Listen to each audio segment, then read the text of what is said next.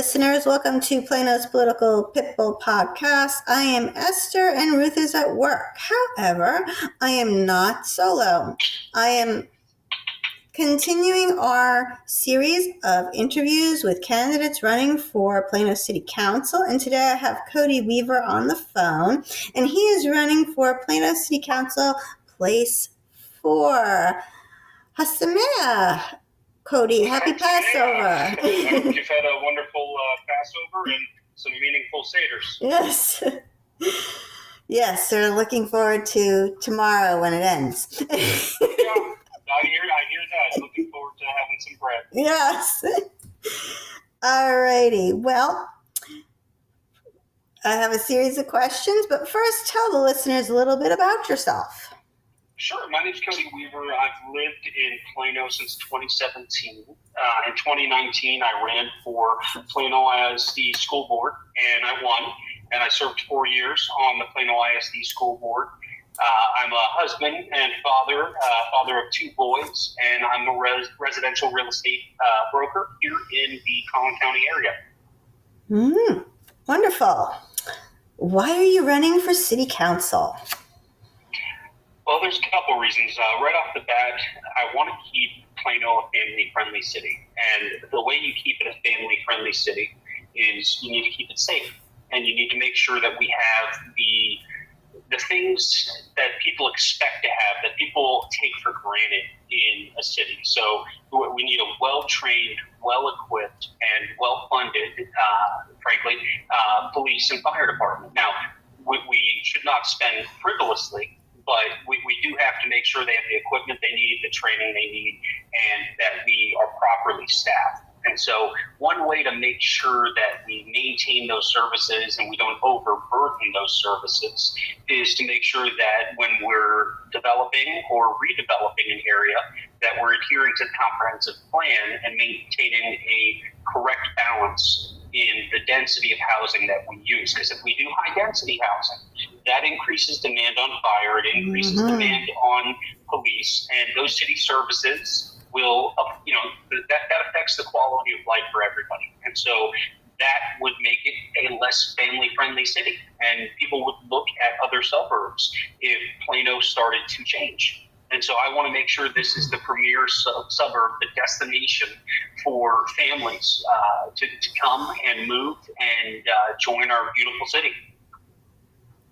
That's great. We are having a decrease, I know, in the children who are moving to Plano and families who are moving to Plano. So making it more of a family atmosphere and city would be great. And we could not have to close those 4 schools. Can I comment on that? Because I got something interesting that I think. Yes, I actually was going to talk to you about that. So 2 or 3 of those schools actually were failing schools. And so what does Plano do rather than turn those schools around? They shut those schools down, and now those children have a much longer commute to their new campus that they're going to have next year. And that's it's just ironic that the schools that needed to be shut down the most based on their arbitrary criteria happen to be the schools that were failing. I wasn't aware of that. I thought it was based on population numbers or attendance numbers within the school, but you're telling me that they were failing. Yeah, Foreman Elementary was filled to the brim. Their enrollment was right there at the top. They did not have a population density problem or a enrollment problem at Foreman Elementary. There were, in my opinion, there were ulterior motives for shutting down that particular campus. Oh, okay. Wow. I remember when we moved to Plano. Now, full disclosure, I sent my kids to Jewish private school. However, when we were considering where to live, because when you send your kids to private school, you can pretty much live anywhere. Right. Right. We were North Dallas.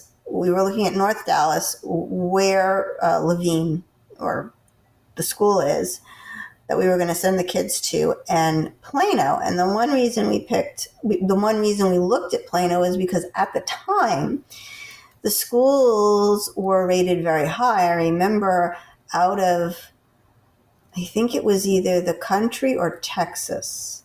I can't remember exactly which. West Plano High was number 114 in, I think it was the country it was rated. And so, and the school district overall was very high within Texas.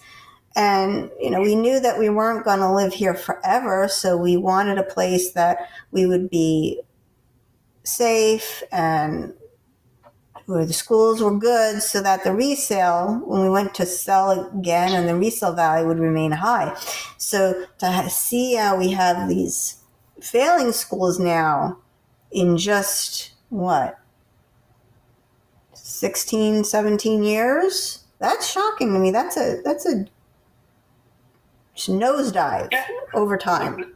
The dirty little secret of Plano ISD is that they do not know how to educate students who are transient in nature, and that I say that to mean students that live in apartments and that maybe come and go from the district. They struggle to educate those students, and also students that are low socioeconomic status, so kids on free and reduced lunch, or that come from a home at or below the poverty line. There's a direct correlation in Plano ISD between the students that are below the poverty line and students that are not reading at grade level. And so, to put it bluntly, and maybe not the best way to say it, but Plano ISD does not know how to educate poor students and students in poverty.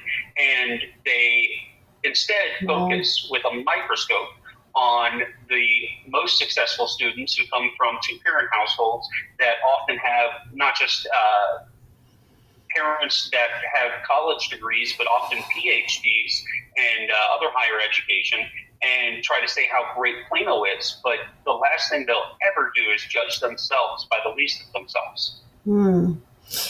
That is a wide variety of residents. You've got people who are, we have people who are below the poverty line in Plano, and then we have people who are in $1 million homes with PhDs and masters and high salaries. It's quite a diverse population. Yes. That's quite, is that normal for Texas? I've never, where I come from, I come from school districts that were much smaller where I grew up, and you had a very homogeneous, when it came to economics, population in your town, demographics. You didn't have this wide difference. Is this normal for Texas, where you have this wide difference, or is this just something unique to Plano, I'm wondering? So I don't want to say it's unique only to Plano, but I also don't want to give the suggestion that this is statewide. I think Plano, because of the companies and the demographics that we're attracting, and by that I mean highly educated people, you have a lot of these big companies on the west side. And so the number one growing population in Plano ISD is actually non-English speaking Venezuelan. And so that's one aspect of, if we're talking demographics. But the next largest growing is Asian and Southeast Asian. And so they almost make up as much as the white population. But the number one growing population is the Hispanic population. The African American population has grown a little bit too. Year over year, probably for the past 9 or 10 years, the white population has been trending down. Interesting. So Plato has become more and more increasingly diverse. And in that, we've had growth in not just we've had immense growth in the amount of poverty. When I think 10 or 15 years ago, our low socioeconomic status students was 11% of the student population, and now it's 37% of the student population. It may be higher than that. Just last time I checked, it was 37%. So you're talking about triple what it was 10 or 15 years ago. But they think they can still teach and do things the same way they did 10 or 15 years ago. Wait, and so, did you say we have 38% people below the poverty line in Plano? Students, yes. Students. Oh, well, yeah, students. Well, and many of those live in apartments.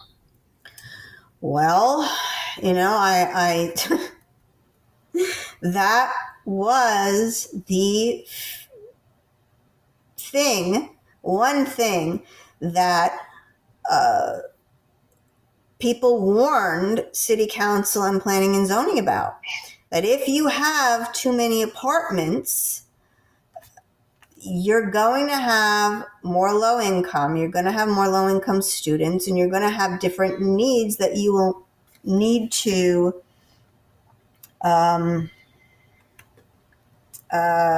needs you need to think about. Yeah. So, and of course, they did not heed the warnings of what some residents were saying, and residents were called bigoted and racist because they didn't want so many apartments in Plano.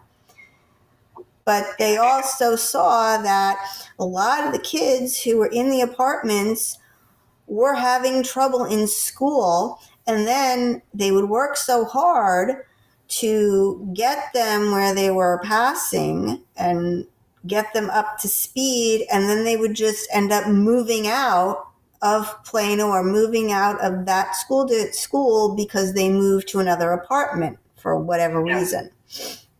That's right. Yeah, and I'll tell you, when I was on the Plano ISD school board, one thing we would say when people would ask about apartments is say, hey, look, Plano ISD doesn't approve the number of apartments, and Plano ISD does not approve who comes to their school and who doesn't. We take care of all kids. Mm-hmm. That's out of their control, what students they have. What is in their control is how they meet the needs of the diverse populations that they're supposed to serve. And they have not done a good job of pivoting to meet the needs of the students they're expected to serve. And I do hold them accountable for that. Yes. That is a shame. And I agree. I don't follow the school district closely, I'll be honest. I can only focus on so many things. So my niche is city council, and my kids never stepped foot in a public school in their life, except when they went to college, I guess you could say. But I don't know what the answer is for that. And that will have to be something that Plano ISD looks at. And I do think it's important that Plano ISD and City Council work together on some things, because we can see how City Council's decisions and planning and zoning decisions can affect the school district. Yes. Well, I'll tell you, the current trustees, all 7 of them, are rubber stampers that do what Dr. Teresa Williams tells them to do. That's the superintendent. And I believe when the ISD comes to the city and asks for help or wants to deal with them, that it is going to be the responsibility of the city council to be the independent thinkers, the adults in the room, to negotiate with Teresa Williams, the superintendent, because these trustees are just going to do whatever she says. They're not thinking for themselves. They're not doing for themselves. They are not serving the public as they were elected to do. And so the city council, when working with the ISD, is going to have to operate in a dual function to do what's best for all taxpayers. The ISD is not acting in the best interest of the taxpayers when it comes to what they're supposed to be responsible for. maybe they should just get rid of the board and just put the superintendent in there, because apparently if they're just going to be a rubber stamp and this hive mind and not think for themselves, what do we need them for? I completely agree. You would find that the votes would go no different. And I'll tell you this. I know this from being a trustee. You don't get something on the agenda unless the board president and the superintendent approve it. And they will only put something on the agenda if they expect to pass it. And typically with a 7-0 vote, and they'll even pull it off if they think it's a 6-1 vote, just to try to convince that one person not to vote that way and to be a team player, as they like to say, the team of 8. I don't understand the propensity to give so much power to somebody who is not elected. We have a city manager structure in Plano, and I don't know about you, but I didn't vote for the city manager, just like I didn't vote for the superintendent. Right. So I am loath to give that much power to anyone who I did not elect. Not only do I agree with that, I also would say, look at the superintendent and look at the position. The position is CEO. You run a almost $1 billion company in a way, and your product is education and educating students. But you, as a career educator, you know about education, you know about testing and assessment, you know a good deal about education. What do you know nothing about? Finance, business administration. And these are things that we need to focus on when we're looking at future superintendents, people that have a background and understanding in business administration and in finance, because they're going to know how to run a business. They're going to know how to run this the right way. And right now we have career educators running a $750 million business, and they don't tax dollars to them, which is free money. They don't know how to run it efficiently, and they also don't know how to say, okay, this principal at this campus, they haven't done good for 3 years. Time for them to move on. Time to make a change. They don't run it like a business. Yet they like to say they're the CEO and they're XYZ. They have no business sense, and that's a real big problem. We need somebody the same way we have Donald Trump. He doesn't know everything, but what does he do? He surrounds himself with the experts, and then he makes the decisions. And that's what a superintendent should be. We should be looking outside of public education for our next superintendent, because that's somebody that's going to run it the right way. They're going to look at the data and make data-driven decisions, and they're going to surround themselves with the best people, and they're going to make the best decisions. I couldn't agree with you more. Let's get back. We're going to get back to city government now.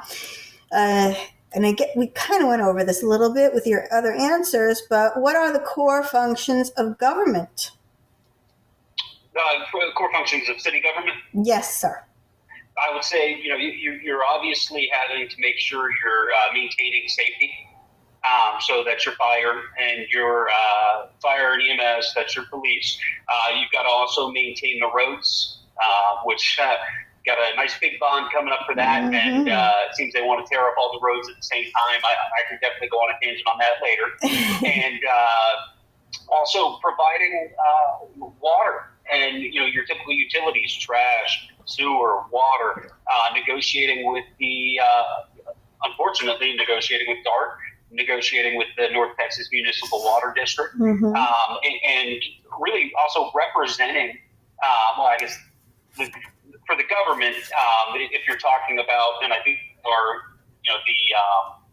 individuals that are representing us, then it's also going down to Austin and saying, hey, we got some stuff going on that we can't take care of at the municipal level, but it has municipal impact. We need to work with our legislators to do what's best for our citizens. Okay. If it is not a core function, should the taxpayers pay for it? I'll give you an example. Sure. So we have a lot of rec centers in Plano. We have a senior center. These are not core functions of government. Now, I'm not saying, obviously, to tear those down because they're there. Sell them might be an idea. But so somebody had said, one of the candidates running had said that we need a senior center on the west side now. I heard that. So a second senior center, when the first senior center is only 15 minutes away by car. Should the taxpayers be forced to pay for that when it is basically a nice to have, but not a core function of government? I don't think so. I have not heard cries from the west side for a senior center. I would say the west side already has a senior center. It's Glen Eagles, and I say that tongue in cheek. But there's so much to do, so much park space. There's so much going on that I don't see the need for that. Now, if I'm wrong, I'm willing to entertain a conversation from our residents. We do have an aging population. I want to meet the needs of our residents. But to I guess further explain or expand on that, I'm against vanity projects. And I see, one of the other things they want to do is they want to have an art center, right? And yes. Frisco's having that battle right now. And do I think that Plano needs an art center? I don't think it needs the fine art center that it has right now through Plano ISD.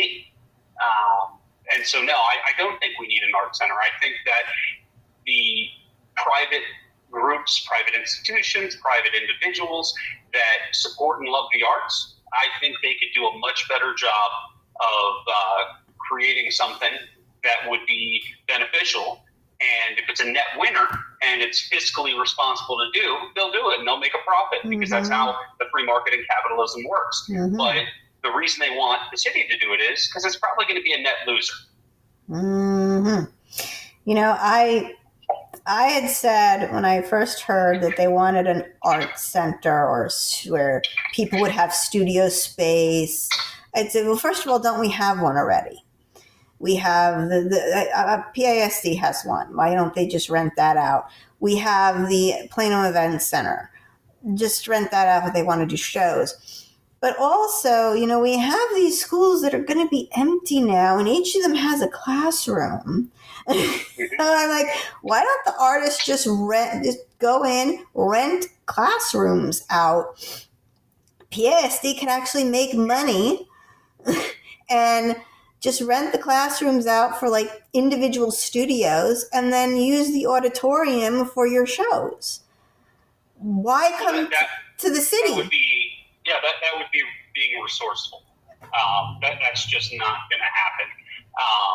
The ISDs rule with an iron fist. I'll give you some inside baseball.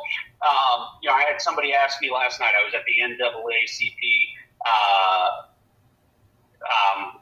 meet and greet, and I'm talking to a gentleman, and he says to me, "Tell me, what's going on with these schools they're closing? What's going to happen to that land?" And I said, "You know what? I'm so glad you asked, because it does matter to the city council." And I said, the city council is, well, let me start with this. The school district, as soon as that building is empty and the kids are gone, at the earliest possible opportunity, they are going to use your tax dollars to knock those buildings down and devalue the land, or devalue the property value by making it only land. And then they're going to sell that land to the city, and they will make a requirement in the sale of that property that it must be park space. And I've been told by members of the Park and Recreation Board that once the city designates land as park space, that it cannot be changed. You cannot build on it ever again. It is permanently park space. And so Plano ISD is salting the earth and making it to where not only are they removing the properties, which the city could have used, but they are making sure that nothing is ever built there again. which is a problem if we start expanding and start having more families here, because then Plano will have to go find some other location to build schools. And there is no land left. There's no land left. Right. And so my answer would be, no, stop. Plano ISD, if you want to turn it into a park and level it, that's fine. You maintain it. You keep it, because you might need it down the road. And guess what? Plano City Council is going to be the adult in the room that says, no, hold on to it. You're going to need it. Stop thinking about today. Start thinking about 5, 10, 15, 20 years from now. So I have a real-world example situation where something similar happened. When I was growing up, the school district I was in, the town I was in, it we kind of had a decrease in the school-age kid elementary school population. And the school district decided that it was going to close 2 schools. I believe it was 2 elementary schools. One it tore down, and it sold the land to a small developer who built, I think, 4 houses on the land. Not a lot of houses. They were very large houses. And one school they kept, and they rented it out. Well, about 20 years later, now I'm grown up, I've graduated college, or I'm in college now. And lo and behold, we had a slight baby boom in the town. And families started moving back in. And we had an influx of children and not enough room. So guess what they ended up happening? They ended up needing those 2 schools. Now, they didn't have one. One was gone. One was houses. It was now private land. They couldn't do anything with it. They opened up the other school. They ended the lease agreement that they had with whoever was leasing the school out. And they went and they reopened the school to the public kids. And now we had an overcrowding problem in some of the elementary schools. So they don't think. This is not something just that Plano ISD has, but there is a real world situation that I can tell you I had experience with in my town that I grew up in, where they thought they would never need this school again, and lo and behold, 15, 20 years later, oh my gosh, people started having babies again. Families started moving in. The old people went to Florida and sold their houses, and now we need room. We need schools. Mark my words, that is going to happen again here. But if they tear these schools down, there will be no place for these kids to go. And you are going to be talking about now having trailers. Yeah, you'll be back to the portables, absolutely. Mm-hmm. So if you're on city council when this comes up, please bring this up and say, let's not do this. Yeah, you can count on it. Great. All right. We have some economic questions because what you all will be dealing with on city council is economics on a day-to-day basis. So what economic school of thought do you get your economic philosophy from? Probably the Chicago school. I'm definitely a Milton Friedman, Thomas Sowell, free market kind of guy. Okay. Great. Well, you answered my next question. Who's your favorite economist that are alive? Definitely Mr. Sowell, and thank God. What'd you say? I lost you there. Live. Ooh, you're cutting out a little bit.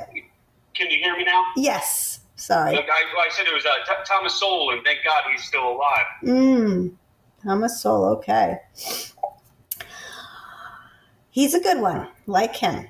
Also a disciple of Milton Friedman, I believe. I'm correct in that. Oh, yeah. Mm-hmm. Yep. Are you for or against corporate welfare? Then So I would first, so to answer your question, I am against corporate welfare, but I would also want to define welfare and talk about welfare and what it is, or what it originally was as intended by the founding fathers.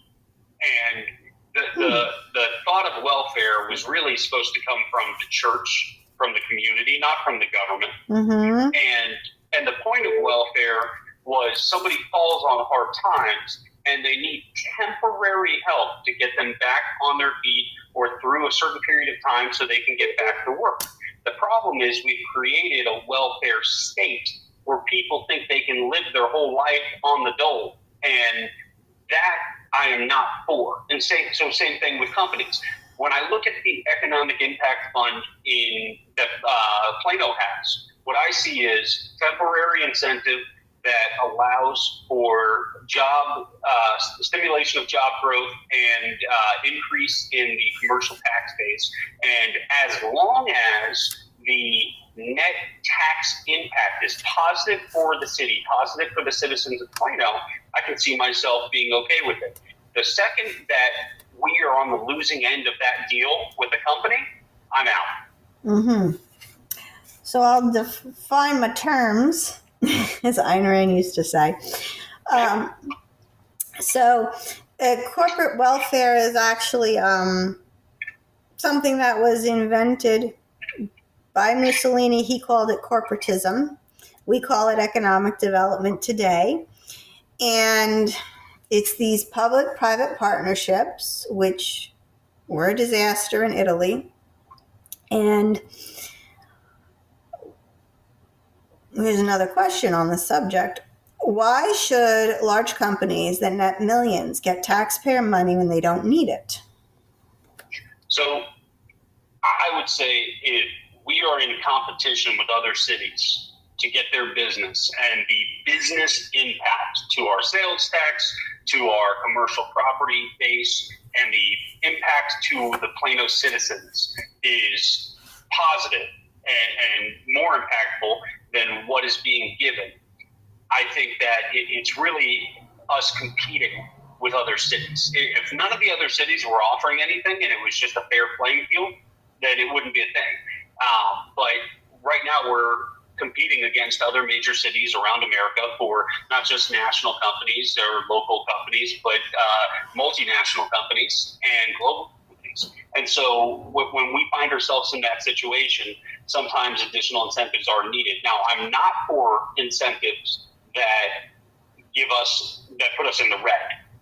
But if we're talking about incentives that will ultimately net the city and the taxpayers a larger commercial tax base, and that will actually then, I don't want to say limit, but decrease the property tax rate on single-family homes, that's something I'm interested in. And to me, that's how we keep people from getting taxed out of their homes. We need to find ways to maximize our commercial tax base and our sales tax base for the benefit of the citizens that are here now and paying property taxes on their single-family homes. Yeah, that seems to be the answer I keep getting from people. I'm open to other possibilities, but I personally see the logic in it. And like I said, if we were ever having to operate in the red and we're giving out something and we're not getting back more than what we're putting in, I'm not for bad investments. I'll put it to you that way. Well, companies, when asked, take economic development as the last consideration when moving to a new place. They want low taxes and regulation. They want to know if they can have what their workforce is going to be here. Instead of economic development, would you be in favor of cutting business taxes or regulations?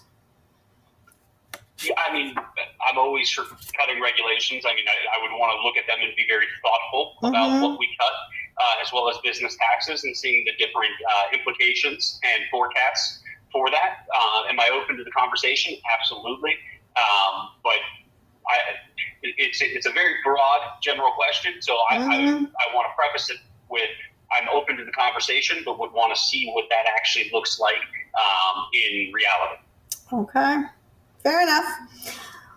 Would you be in favor of more TIFs or TERs, tax increment finance zones, where basically the property taxes collected from that area go in a separate fund and can only be used for that area? Right now, I believe we are up to 5 zones. I've seen the impact that it's had downtown. I don't know that I'm necessarily for this. I think this is another situation where we need to allow the free market to do its thing. And sometimes when the free market is allowed to do its thing, some places don't get the attention that they seek. And I think that's a good thing, because rather than it being government dependent or government subsidized, that's sending the right signals and indicators to investors of, do I put more money in here or do I not? And that also sends a signal saying, hey, what we're doing here now is not enough to attract more people. And so maybe we need to do something different. But if you're government subsidized, you feel like you can keep doing the same thing over and over again, and it's okay because you're going to make ends meet because the government's got your back. But and that's just not a way to run a business. That's not a way to do economic development. I think you need to have the right market indicators, and you're not going to see those market indicators and act on them in the best interest of your business and the free market if the government's got their thumb on the scale. I agree. That's why, you're my third interview, and I have to say, everyone is sort of in agreement. They're free market capitalists. They're the Austrian or Chicago school. But when it comes to economic development, all of a sudden things, for some reason, all of a sudden those principles seem to go out the window, for lack of a better word. I mean, when I can give you a reason why. Okay. when we do, basically because we're not operating in free market conditions. And what do I mean by that? This is true. We're not. Well, I'm sorry. Say that again. I said this is true. We're not. Right. We're interfering with the free market when we give Raising Cane's $6 million to move down the block. Sure. Well, and so because we're not operating, basically, Plano as a city is competing with other cities, and those cities are giving incentives and doing things, like I said earlier. And so because the market already has government intervention in it, we're operating at a deficit if we do a pure market economy approach. And so I think we should not be trying to subsidize every single thing.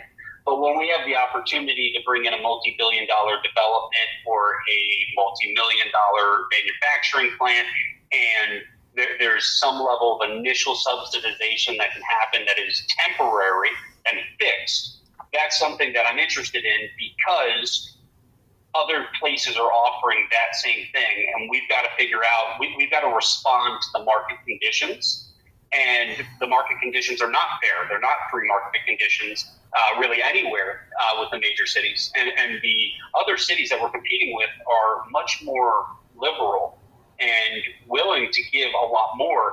People are willing to take less of an advantage that we offer, less of an economic incentive, because of the workforce we have in Plano, because of the safety and the security from our police department and our fire. And so they will actually take less, and we can offer less, because we have a superior city in many metrics to other cities they're considering. All righty. Okay, on to taxes. Homeowners are having a real problem with rising property taxes. Some people who don't qualify for a tax freeze or other exemptions are being taxed out of their homes. One idea floating around is to eliminate property taxes and go to a consumption tax. Have you looked into this idea? And what do you think of it? Yeah, so I think it was Huffines that was very big on this, or is very big on this in his Liberty Institute. And I support this. I think a consumption tax would be a great idea. And, I think that is a more responsible way to do things. And I think that, property taxes, I'll give you a quick story. There's an island in Hawaii called Robinson Island. And the Robinson family had 2 islands, and they sold one of them to the government for bomb and mortar testing and stuff during World War II, so they could test some of their different shells with their Navy ships. And they said, in return for this island, which we'll never be able to use again because of unexploded ordnance, we never want to pay property taxes again for our island. And so it is the only property in America that I know of that's owned by a private citizen or a family that does not pay property taxes to the U.S. government. Wow. How do I get that deal? How about that deal? Yeah. So, I think you'll never own your home as long as we have property taxes. Yep. This is true. Okay, moving on to the budget. Should the residents of Plano pay for your dinner on council meeting days? No, I don't think they should. Oh, okay. Very good answer. That is one of my biggest pet peeves. We have people below the poverty line, and yet taxpayers are paying for dinner. For city councilmen. What other items do you have in mind to cut from the budget, if any? I'll be honest, I don't know that there's items that come to mind that I would absolutely cut, but limit or minimize. Definitely areas that I would want to look. I mean, I think we could be more efficient in the grants we give, but again, the grants are not budget items. There's areas I think, hey, that's a really well-funded organization. Why are we giving them more money? What about the newer, less funded organizations? But on the budget, I think it's a matter of continuous vigilance and using a zero-based approach to make the budget each year. Not sit. Maybe there's conferences that people are going to that we can cut out. Maybe there's training that they're going to out of state or out of the city that could be done more locally. That there's going to be efficiencies and improvements that can be suggested. And so much. Plano ISD, they had some administrators go to Chicago, I think last summer, and trying to figure out what was going on in Chicago during those days. The NEA was hosting a conference to teach educators that are in non-union states how to unionize and how to do XYZ. And so, Plano ISD and Plano citizens are subsidizing educators to go learn how to unionize? Great. Wow, that was sneaky. Yeah. So, and you could see the check on the check registrar. They stayed at a pretty swanky Chicago hotel. Yeah, I remember when we had sort of a Doge kind of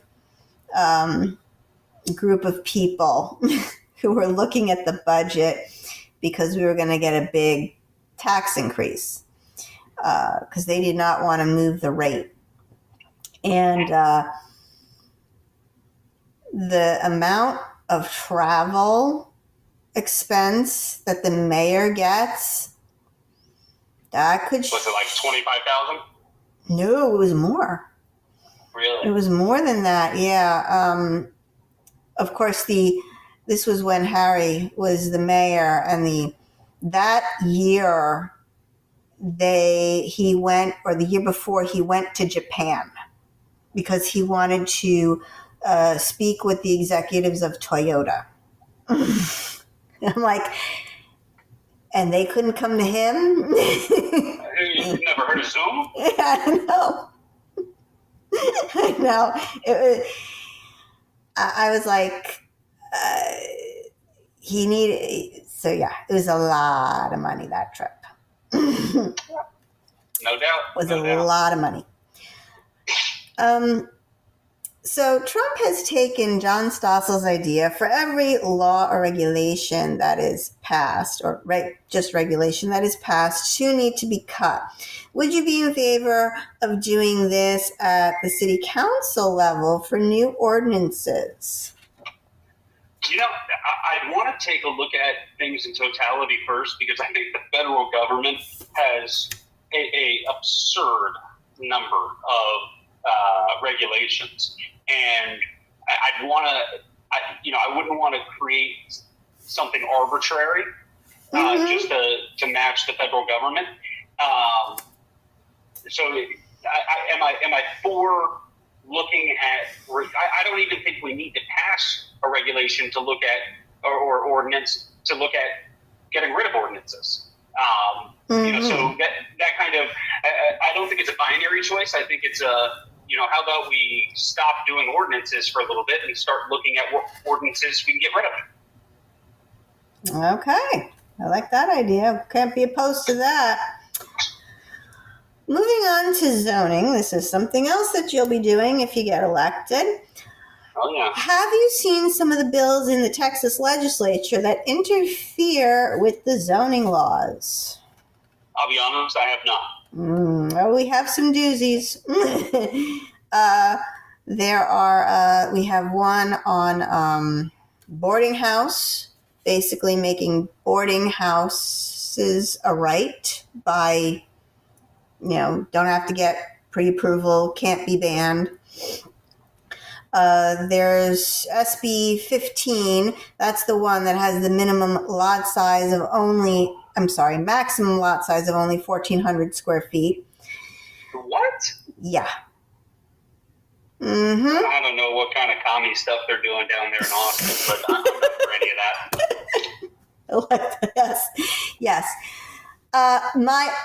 The really, really crazy one that will pretty much obliterate zoning is where, and I can't remember the number, but it's a bill. It started out in the Senate where if a commercial real estate is not being leased, and we know it's getting hard to lease that commercial stuff, those office buildings. The owner of the building will have the right, if this passes, will have the right to convert that building into apartments without rezoning. The mayor of Georgetown came to speak on that, and he said, if this passes, Georgetown could have over 1 million apartments. Oh my God. Yes, it will obliterate zoning, and talk about an oversaturation of apartments already. I mean, this. Apartments are no longer doing well. Right. They're going down in value. It just baffles me, the same legislators that argue for local control and say, the schools need local control. The schools need to be able to do X, Y, Z. They know what's best. Why doesn't the city council know what's best for their city? Why is it just the schools that know best? The ones with the failing schools, they know best. But the cities that are doing great, they don't know. They don't know. So we've got to make the decisions for them. No local control for the city, but for the schools, let them do whatever they want. Yeah, they're the catalyst to this is obviously the argument is, well, we have a housing crisis. Okay. This is obviously not going to help that, because their idea is the more density to have, the more, I guess, supply that we have, the lower the prices. If that were the only way to get prices to go down for housing, New York City would not have a brand new studio apartment being sold for over $800,000 in Hudson Yards. Right. Okay? Then adding supply in this case doesn't always equate to lower prices. Nope. Okay? So, yeah, it's been, this session has been quite bizarre in the zoning area. In the zoning area, it's been really odd. Yeah. So we move on. There's been a loss of ag land in Plano due to zoning changes. So we will not have any left soon. Yeah. Texas Agricultural Secretary Sid Miller once said, "If you did not have agriculture, you'd be naked, you'd be hungry, and you'd always be sober." What can the city do to help our last remaining farms stay farms? I think this is one of those situations where, is it the farms do the farms want to stay farms? And to me, it's a property rights issue. If the farms are unable to stay farms, then, I think the same way the Heritage Farmstead is community driven, and I think they do receive some grant funds from the city, but there's a lot of private donations that go into maintaining and keeping that. If they have their ag exemptions in place, that means their property taxes are dirt cheap, and keeping that land.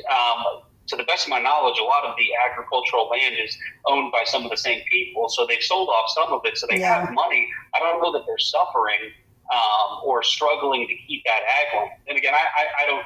This is not me knowing all the facts. These are some assumptions I'm making based on things I've heard over the years. Yeah. And so, when it comes down to it, it's personal. It's private property rights, and it seems that these long-term families, I think, and this is going to be a personal opinion of mine, I think they see the values in Plano changing, and seeing that Plano is not the place it used to be. It's nothing like the farms, an area that they grew up in, and so their attachment to that land has diminished as the meaning behind it has faded away. And so I don't know that that ag land can be saved, because the families that have it are willing to let it go. Yeah, I mean, I think, you've got that dairy farm in East Plano. He wants to keep some of it as a farm, but a great big portion of it he wants to develop. And that has been around since the 1920s, I think, if my memory serves me correctly. But part of the problem is actually water. According to Sid Miller, we lose a farm. I think we lose a farm a week. And most of it's due to, not Plano, I'm talking about the whole state. Okay, yeah. A lot of it is due to water. We don't have enough of it anymore. We lost the sugarcane industry completely. So, maybe I don't know, larger ag exemptions, getting the young folks to go into ag somehow, seeing the benefits of going into ag. Yeah. And obviously water, which we're going to talk about. soon. Okay. I'll hold off on that. So, staying with zoning, what is the reason for zoning, and why have zoning if someone can just request to change it? I think zoning, that's your standards. That's your expectations and, the rules you follow. I think it's important because it lets people know when they move here, what they can expect. Now, the zoning variances and the zoning exceptions, I agree. What's the point in having it if you're going to make these exceptions? The exceptions have to be so, it's different if you're like, well, darn it, we need a fire station there. Okay, yeah, perfect. Do what you got to do. But when you're saying, you know what, we really need a car wash there, do you? Or we need apartments there. Do we really though? Mm-hmm. That zoning is there for a reason, and I think citizens have an expectation that it's going to stay that way. And when they see the comprehensive plan, they say, "Look at these guys that put together this comprehensive plan, put hundreds of hours into this, and then it goes to the P&Z, and then it goes to the city council. This is a well thought out thing that everybody and our representatives agree on." And then they say, let's just do this because we like it. Right. This is an exception, and I don't think that's a good thing at all. I think that if the citizens want exemptions and changes, then they should be coming and saying we want changes to the comprehensive plan. But I haven't heard anybody say that. The only person I've heard on P&Z to say that is Commissioner Brunoff, because they keep bringing these zoning cases and they keep going against the comp plan. And he's like, well, if we keep doing this, maybe we need to change the comp plan again. And it's not that the new one is not that old. I think we were going through the pandemic when the committee was going over it and changing it and updating it so that so the city could come together. And it just baffles my mind because people, you buy a piece of property and you say, okay, this area is zone residential. You don't expect that your neighbor is going to decide one day to rezone their house to a restaurant. That they can't do that. So while, yes, we have property rights, we have zoning. We're not Houston. And I'm sorry, I can't turn my property into a bar just because I want to. So, I'm with you on that. Okay, now to water. So, as I said, Texas is running out of water. According to Secretary of Agriculture Sid Miller, the sugarcane industry has left Texas because there is not enough water. He also said cities waste 38% of their water. One example of this is rainwater runoff. Mm-hmm. Developers are not bringing water for their developments. What ideas do you have to collect water that is wasted now, or to try and stop wasting water? I'll tell you, do I have a actual strategy? No, I don't. Do I understand the issue, and do I think that this is something the city council needs to address and come up with some solutions? Absolutely. When it comes to the water and just thinking statewide, one of the things, I think it's Princeton, they've had a new building freeze. And the big reason for that is they can't keep up with the city services demand. But also, you got to think about the demand of water. Mm-hmm. And not to bring up a sore subject that's out there right now, but obviously there's the Epic City development that's being proposed, and the county commissioners have straight up said, septic is not going to work on this. You need a mud. And we are the body that says whether you can have a mud or not. And so we've got to have studies done to see if we can even supply enough water to do what you're wanting to do. Yeah, I am actually pleasantly surprised that Princeton has said, okay, we can't build anymore here until we update our infrastructure. That is smart.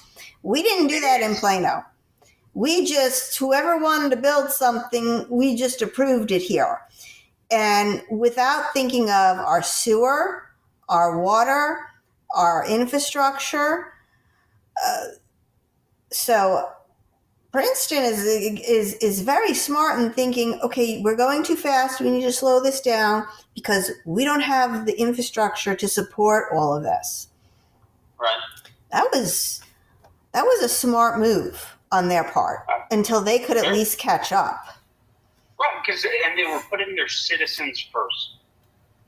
Yeah. I don't know where we're going to get the water for the Willow Bend development. No idea where that's coming from. Or the sewer. Yeah, it sounds like we're going to find a way for everybody else to pay for it. Mm-hmm. Speaking of housing, Plano has limited land left. We are approaching 50% primary ownership and 50% rentals. This includes commercial. If we can have new housing, what kind of new housing would you be in favor of being built? I would be in favor of single-family housing, condominium, townhouse, even senior living. And the reason is that they are taxed traditionally, and that is to say, the apartments are taxed on an income approach. And so if there's a higher vacancy or lower income coming in, that means there's volatility in the taxes that are going to be collected by the city, and that's not a good thing. And so I think, aside from the fact that you got to worry about density with the apartments, I'm very much in favor of having traditionally taxed property types. And I think condos with larger floor plans should be a focus. Still maintaining the density, but I have the expectation that we would actually have more families that would move in and they would stay longer. And so that'd be good for the schools, it'd be good for the city. Yes, I actually wanted to ask you about the way apartments are taxed. I had seen your interview on another podcast where Dana Palmer, yes, where this came up. I was not aware that apartments were taxed by the income they make and not by the actual value of the property. Right. I was not aware of that either until I heard that from the city. Wow. Where does that even... Is that a state law? No, I think it is something that the Collin County Appraisal District decides, but it could be state law. I'll be honest, I don't have the answer to that question. Wow. Could we change that? Look, it's Texas. We could change anything. But I would say that might be a question more for Matt Shaheen or Bob Hall, and not so much. I don't know that that's something that I would have control or authority of. Would you be in favor of changing it? Yeah. Yeah.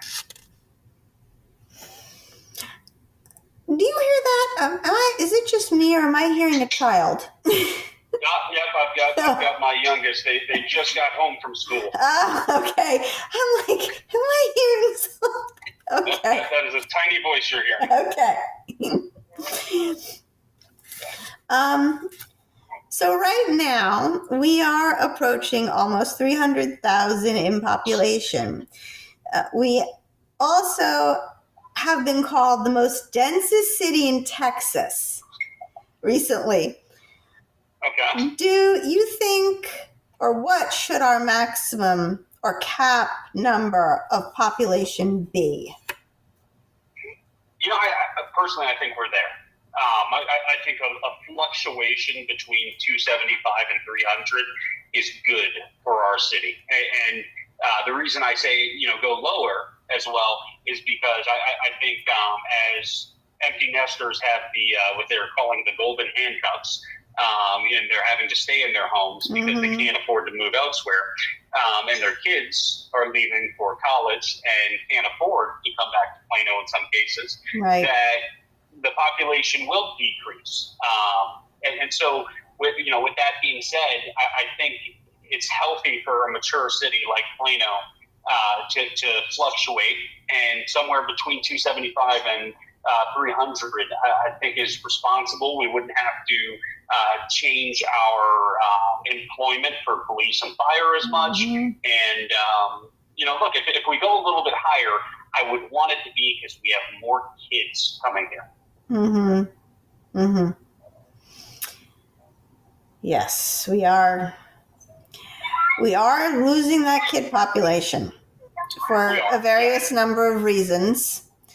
One of which is that we have seniors that are handcuffed. They can't afford to move. And I empathize with them because look, there's some people I talk to. They say, "Look, I'm leaving my house feet first. Yes. I'm gonna die in my home. This is the home I raised my family in. This is where I'm gonna stay." And other people that say, "You know what? I'm interested in going to a Highland Springs or a retirement living, and I'd love for another family to come in and make memories and raise their children in my house." And I think we need to accommodate both of those situations. Yeah, I have said the seniors who do end up moving, they end up going to Frisco Lakes. Beautiful community for 55 and up, I believe. Might even be 50. I've lost many a mahjong players to that development, because these are the cutest little houses. They're all single story. They've got every amenity you could think of. And at the time when we were having so many people from Plano leaving to go to this, the houses were about 300 to 400,000. So they could sell their home that they're living in Plano and pay cash or get a smaller mortgage. And so they were literally downsizing their pocketbook and their square footage. But now if they want to stay in Plano, they can't, because we have no place like that here for them. Right. And a single family story house, there's just not enough of them, and they could be too expensive too. Or even if they wanted to go to one of the newer townhomes, those are going, the ones in Collin Creek development, they're going for $500,000. $500,000 for less than 2,000 square feet. They're going, what am I, nuts? I'm not going to do that. So they stay put. I bought my first home in Plano in 2017 for $285,000. Wow. And it was a 4-bed, 2.5 bath, 2,300 square feet. Awesome home. Loved it. I ended up wanting to get something a little bigger in 2021, and thank God I did when I did. It was a very fortunate time with interest rates. But if I didn't live in Plano right now, and I wanted to come to Plano right now, I could not afford to buy a home. Yeah. So, yeah. Maybe that's an idea for the Levon Farms. So Going to infrastructure. The biggest complaint residents have is our roads. What ideas do you have to make the construction easier on folks and go faster? I think this is a classic case of less is more.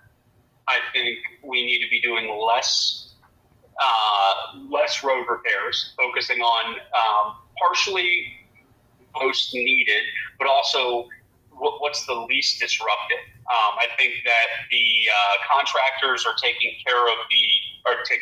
advantage of the good nature of Plano citizens, and having these lanes that are blocked off that don't need to be blocked off when they're not working on them, and when they're drivable. And I think people are frustrated, and I think there's a lack of accountability. And so I think there needs to be more oversight. I think there needs to be more communication from the city about when these projects are going to start and when we should expect them to end. And, I think just more can be done, and transparency would go a long way. And we're not getting that. And I don't mean that to say that the city's hiding anything, but only that they're not communicating well. Yeah, I could tell you what does annoy people is when they put up the cones and then no work is done. That's exactly what I'm talking about. We're like, okay, you put up the cones, you blocked off 2 sections of the road, and I don't see any actual work being done. Yep. That Very drives frustrating. That drives my husband nuts. And look, I live off of Parker Road, so I'm surrounded by it. I can't go anywhere. My parents live off of Park Road. I can't go down either one of those roads going east or west without running into construction and road repairs. And so it's like it's inescapable. And I think one thing that I would say they absolutely should change is don't have parallel thoroughfares being worked on at the same time. Go every other thoroughfare. That way people don't have to go 2 miles out of the way. They can just go 1 mile out of the way. Have some common sense detours. And rather than saying, no, we're just going to go all willy-nilly and just do all of these lanes. Speaking of maintenance, one idea that Shelby Williams has talked about in relation to bonds is trying to get our maintenance and operations, specifically road repair, on the maintenance and operations side of the property tax rate ledger. Right now, you probably saw the bond package. Yes, Most of it is roads, but these roads are not brand new roads. A lot of times people will invest in and take out loans for some new road or a new bridge. But we're using loans, paying a lot in interest to do things that are just maintenance and repairs. And what his idea is to stop borrowing money on the maintenance and just borrow it on something either like a new park or something like really large. But roads and roads should be on the maintenance side of the property taxes. What is your feeling on that? Do you think that would be a good idea? I do. It will minimize the amount of bond interest that the city pays, so that increases efficiency and keeps taxpayer dollars, in their pocket. And I think the way we do it is we renegotiate this darn DART tax that we have and use that money for infrastructure, and then we'll be able to do our roads on a cash basis going forward. Speaking of DART, that's the next question. We are putting millions of dollars into DART and getting about a fourth of it or so back in service. According to one candidate, we are spending $300,000 a day in Plano on DART. DART is sometimes slower than walking. I know that my husband could walk to his office faster than he could take DART. We've mapped that out already. Would it be better to just give people vouchers for Lyft or Uber to get around the city and keep the buses and trains going from Plano to Dallas? I believe so. And I think there's a combination that can be done because I think the train is still a popular option. The buses obviously are just empty and roaming around town. Mm-hmm. But I think having, whether it's an expansion of the Dart Go link or if it's a subsidization by the city with a partnership with Uber or Lyft, I think that there are some benefits there. And I think one of the benefits also that hasn't been talked about is not that this is a major problem in Plano, but for Plano residents to, let's say they've had a little too much to drink, well, now there's a city-subsidized rideshare program that can get you home. Mm. And so, if we minimize the number of DUIs in our city, then, we're talking about that's an impact on public safety, that's an impact on quality of life. And, there's all types of externalities that are positive for doing something like this, and it'll likely be much, much cheaper than the current system that we have in place. Okay. Sounds good to me. DART was originally, I know, started to have Plano residents travel into Dallas for work and back. The problem, that works fine. That still works very well. The problem is obviously the riding around within the city from one part of the city to the next.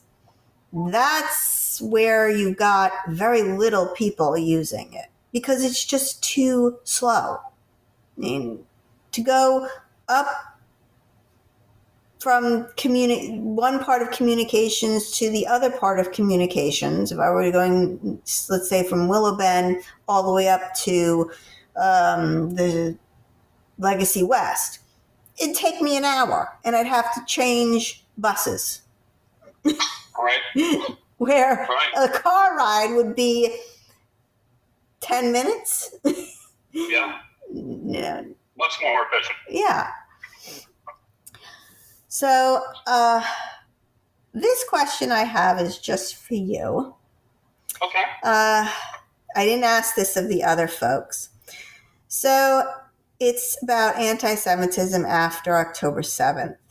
I don't know if you saw, but this was something that greatly upset me. After October 7th, we had a group of people come to city council and speak and try to get city council or Plano to divest in Israel. Which is a violation of state law. Yeah. And Jews were called, in the comments of public interest part, we were called colonizers, which would turn that definition on its head. If you know anything about, the history of Israel, we're the indigenous people of Israel. Okay, right. We were there before Islam even existed. We were called murderers. Every name in the book we were called by our fellow residents. And these folks were obviously in support of Gaza and the Palestinians. And what I guess shocked me as a Jew is only one Jew came to speak out against this. Terrible anti-Semitic rhetoric that we were hearing at city council. And it made me worried. I never had to worry about being a Jew in Plano, Texas. I always felt very comfortable walking around here with my head covering or my Star of David or my Hamsa, any saying, outwardly that I was Jewish. But I remember distinctly after hearing those things, me and my daughter were hiding our necklaces. She was like, all of a sudden now she didn't want to wear her Star of David out. My youngest daughter wanted to take down the mezuzah, our little, thing we have on our doors, for those who don't know what a mezuzah is. Yeah. What were you surprised at the openly hostile anti-Semitism that is here in Plano after October 7th? You No, were. because I knew it was here in Plano, at least Plano ISD, before October 7th. And after October 7th, it exploded. And so, was I surprised? Absolutely not. What I was surprised at, and that I was actually glad for, was that, I don't really see eye to eye with Mayor Munns, but he had the moral clarity to come out and support Israel and its right to exist and defend itself. And I think that's why there were so many Muslims there, saying the things they were saying and that were so upset, because our city government had the moral clarity and knew, which side was morally right and factually correct, and they chose to stand with Israel. And that's the city I love. That's the city I live in. And, that's something I appreciate. I'm going to call balls and strikes. And, man, the mayor and the city council got that right. Yes, they did. And were you surprised, though? I mean, before I ask this question, it wasn't just Muslims. It was also Christians. And it was even like there was one Jewish person, too, which I was shocked at. But were you surprised at the fact that only one Jewish person actually went and stood up and spoke for Israel? I was very surprised that more Jews did not come out and support Israel.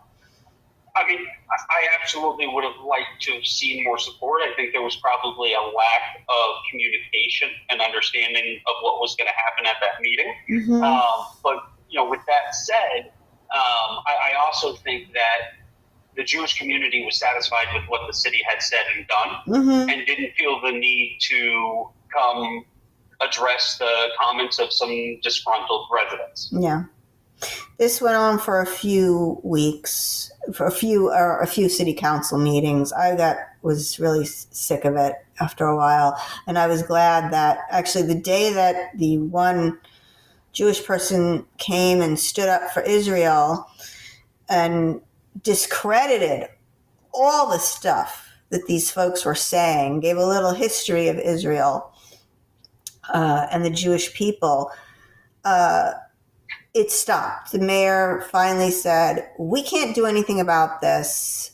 Go talk to your Congress people.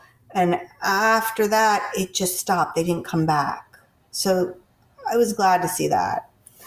Yeah. Well, you answered every single question. Right on. I'm glad. I hope that your listeners find this to be beneficial to them. And I hope many people do listen before Election Day so they can be well educated before they cast their ballot. Would you do you have any closing remarks you'd like to say? But I'd just like to say I appreciate what you do and your involvement in the community, and I appreciate your voice in all of this. And whether I win or lose, but more specifically if I win, never stop holding me accountable. I know I don't have to even say that to you because you will do that. Never trust a politician, and that includes me. Hold me accountable. Trust but verify, right? You got to do the right thing. And, there's plenty of other politicians that I've met that I like at the local and state level, but how much I like them goes out the window when it's time to govern and make decisions, and you need to hold your politicians accountable. So I have every expectation that I'll be held accountable if I'm elected, and I truly hope to have the honor and privilege to serve the people of Plano. All righty. Thank you very much. I appreciate you coming on and doing this interview. That is it for today, folks. If you liked this program, please like, share, and subscribe. This is Esther for Plano's Political Pitbull, signing off.